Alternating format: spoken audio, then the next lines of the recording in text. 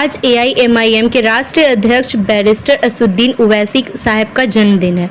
इस मौके पर एआईएमआईएम के प्रदेश अध्यक्ष जनाब अख्तरुल इमाम साहब के निर्देश पर बिहार के सभी जिलों में ब्लड डोनेशन कैंप का आयोजन किया गया, जिसका शुभारंभ बिहार प्रदेश युवा अध्यक्ष जनाब एडवोकेट आदिल हसन आज़ाद साहब और एआईएमआईएम पार्टी के कन्वीनर सह सामाजिक कार्यकर्ता मोहम्मद सोनू साहब और पटना एआईएमआईएम युवा टीम के सदस्यों ने रक्तदान कर किया, जिसका मुख्य उद्देश्य जरूरतमंद लोगों को रक्त देकर उनकी जान बचाई जाए। उक्त कैंप में लगभग 15 लोगों ने रक्तदान किया। उक्त कैंप का आयोजन एआईएमआईएम विधायक अख्तरुल इमाम साहब के पटना निवास में किया गया। विशेष रूप से उपस्थिति रही engineer Aftab Ahmad, general secretary AIMIM Bihar, Ishtiyaq Ahmad, state joint secretary AIMIM Bihar, MD Sonu convener AIMIM, MD Tajuddin, MD Gayasuddin उर्फ रिंकू, इमरान आलम, अब्दुल तालिब, एमडी आफ्ताब खान, आफ्ताब रजा, गौहर इकबाल, खुशनवाज आलम, शाबिर अनवर, अब्दुल तालिब। इस तरीके की तमाम खबरों के लिए बने रहे आज तलक न्यूज़ के साथ। खबर अगर अच्छी लगे तो लाइक, शेयर और सब्सक्राइब करना ना भूलें। तो मैं अभी मौजूद हूं एआईएमआईएम प्रदेश कार्यालय में और हमारे साथ बिहार के प्रदेश प्रवक्ता एडवोकेट आदिल हुसैन सर हमारे साथ मौजूद हैं और हम इनसे जानेंगे कि सर आज का जो कार्यक्रम हुआ है, आज का जो प्रोग्राम हुआ है, इसके बारे में सर हमें बताएंगे।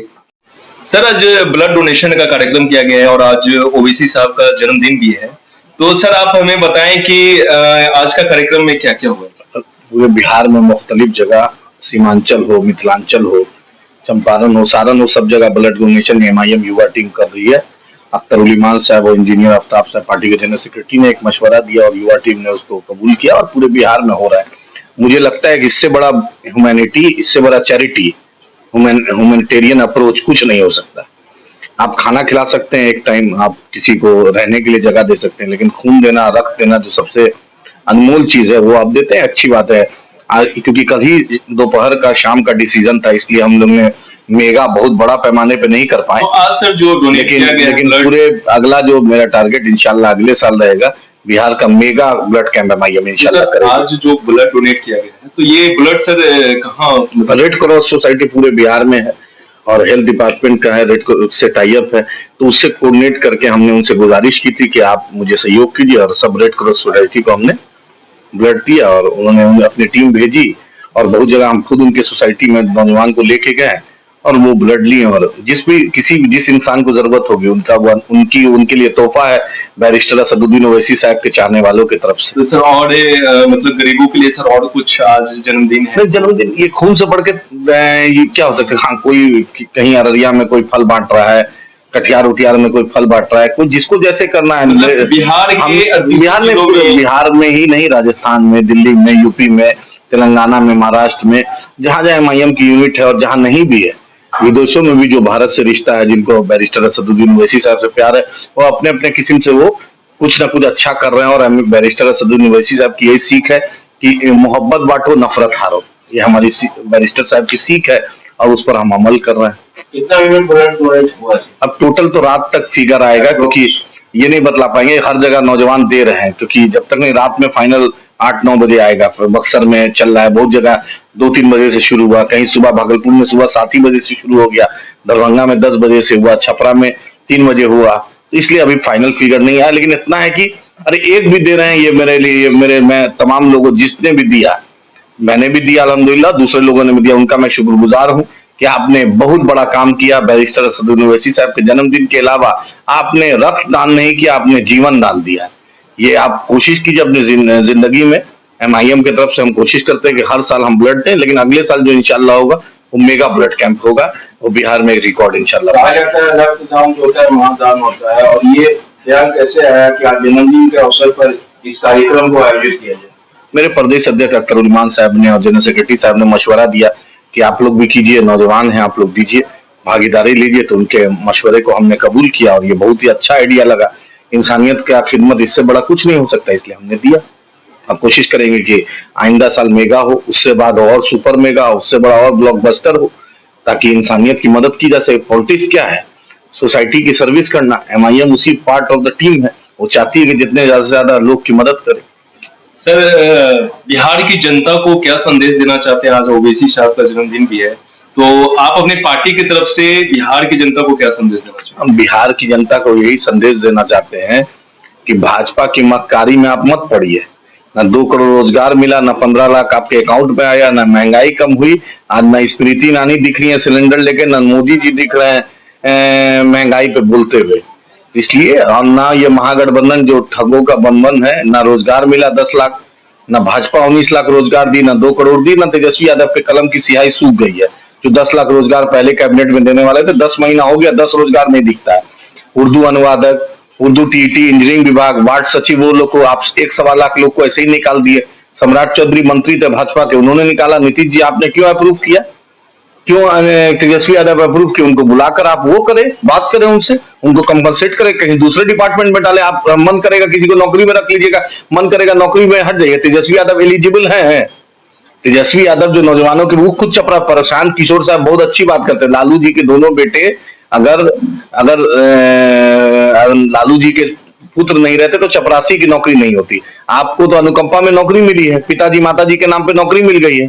डिप्टी सीएम करोड़ों रुपया आप पे खर्च हो रहा है। चार्टर्ड प्लेन का बिहार सरकार का टैक्स पेयर का मना है, चार्टर्ड प्लेन का इस्तेमाल कर रहे हैं, गाड़ी घोड़ा सिक्योरिटी का इस्तेमाल कर रहे हैं। 10 एकड़ के बंगला में याद कीजिए, पिताजी आपके चपरासी क्वार्टर में रहते थे, उससे आपको वहां पहुंचाया है। जनता फिर से वापस चपरासी क्वार्टर में पहुंचा सकती है।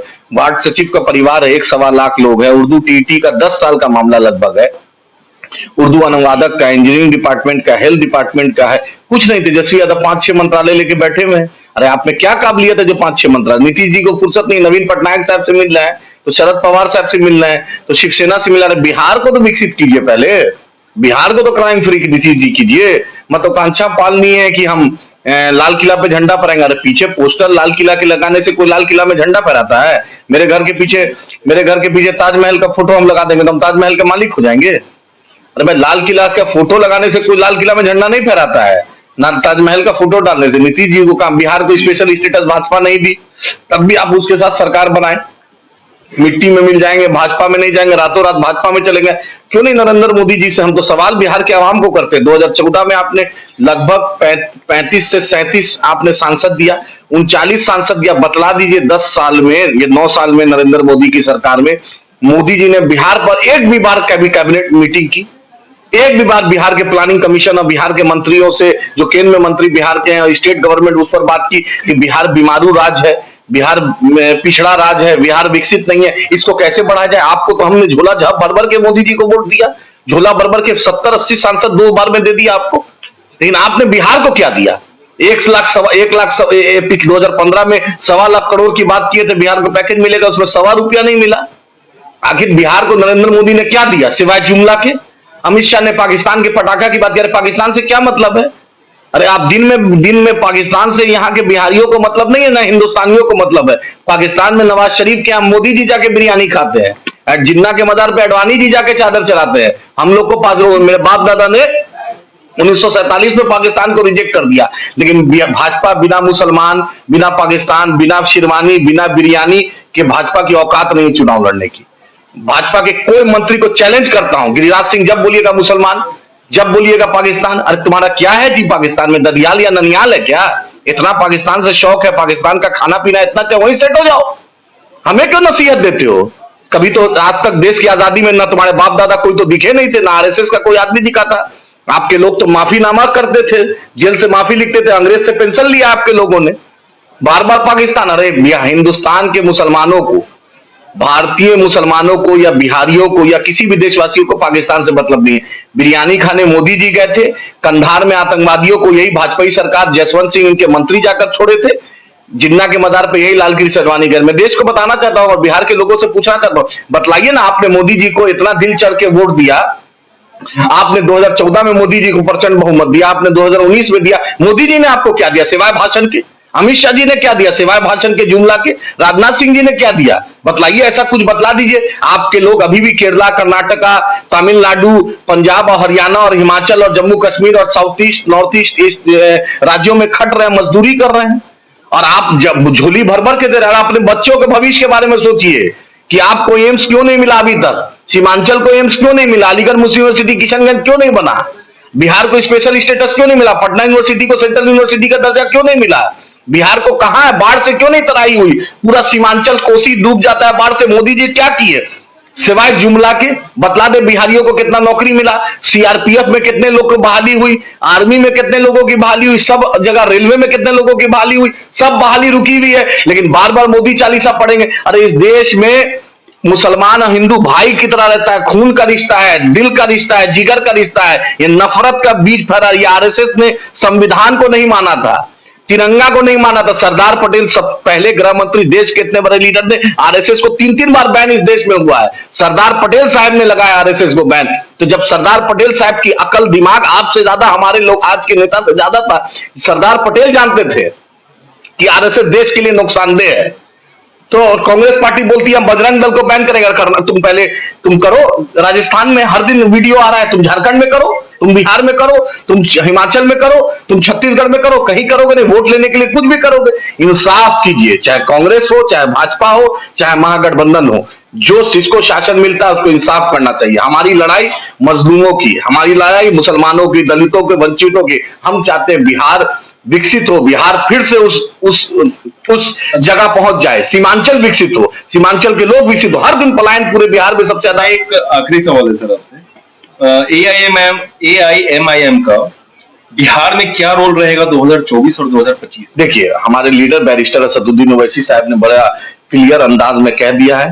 पहले हम सीमांचल तक महदूद थे, अब हम पूरे बिहार में चुनाव इंशाल्लाह लड़ेंगे, मजबूती से लड़ेंगे। हमारा संगठन गोपालगंज में भी है, नवादा में भी है, तो छपरा में इसी से गठबंधन भी करेंगे। गठबंधन हमने ऑफर दे दिया, भाजपा को हराना है, ना राजद की औकात है, ना जदयू की औकात है, ना कांग्रेस की औकात है अकेले लगाने की। क्यों हराना है? इसलिए भाजपा नफरत बोलती है, भाजपा ने 9 साल में ना रोजगार दिया, ना महंगाई पर रोका, सिर्फ जुमलेबाजी किया, ना किसी सेक्टर में प्रोग्रेस हुआ, देश की अर्थव्यवस्था बद से बदतर हो गई, जितना चीज अडानी को बेच दिया, एयरपोर्ट पर अडानी ने आज तक एक सुई नहीं लगाया है, अडानी को आपने दे दिया एयरपोर्ट, आपने राफेल में अंबानी ने एक पेचकस नहीं बनाया आज तक नहीं, आपने राफेल उसको दे दिया, आप बड़े बड़े सरकार की नवरत्न कंपनी को आपने कौड़ी के भाव बेच दिया, तो आखिर देश की संपत्ति आप क्यों बेच रहे हैं? सिर्फ गुजरात से देश नहीं चलेगा, देश पूरे भारत का एक अलग समूह है, त्रिपुरा के लोग का भी उतना ही योगदान है, गुजरात के लोग का भी उतना ही योगदान है, हिमाचल के लोग का, कश्मीर के लोग का,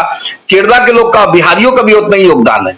हमने पहला डॉक्टर राजेंद्र प्रसाद दिया है, पहले राष्ट्रपति हमने दिया, हमने देश को एक महात्मा गांधी को, महात्मा मोहनदास करमचंद गांधी आए थे गुजरात से, हमने महात्मा बना के भेजा। अशफाकुल्ला साहब की धरती है, गुरु गोविंद जी महाराज की धरती है, शेरशाह सूरी की धरती है, मौलाना मखदूम मुनम्पाक की सरजमी है ये बिहार, लॉर्ड महावीरा और लॉर्ड गौतम बुद्ध की धरती है। बिहार ने हमेशा देश को बतलाया है, लेकिन मोदी जी ने सिर्फ जुमले में किया और तेजस्वी यादव उन्हीं के नक्शे कदम पे चल रहे हैं। ऐसा ना हो कि जैसे Lal Krishna Advani PM in waiting थे, Tejashwi Yadav CM in waiting रह जाए। बहुत बहुत